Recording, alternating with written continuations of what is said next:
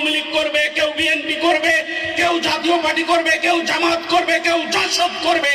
সকলের উদ্দেশ্য যদি দেশপ্রেম হয়, আমরা সবার সাথে বন্ধুত্ব করতে রাজি আছি।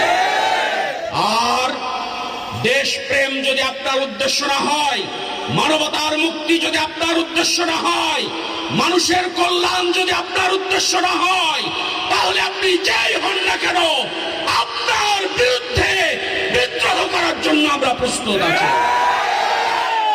আমরা চাঁদাবাজি করতে চাই না, এই রাজনীতিতে আমরা মানুষ হত্যা করতে চাই না, এই রাজনীতিতে এসে আমরা মানুষকে অপদস্থ করতে চাই না, এই মানব রাজনীতি করতে এসে আমরা মানুষের সম্পদ দখল করতে চাই না।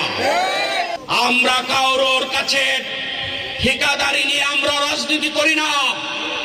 আমরা কচুর পাতার পানি নয়, আমরা জোয়ার ভাটা নয়।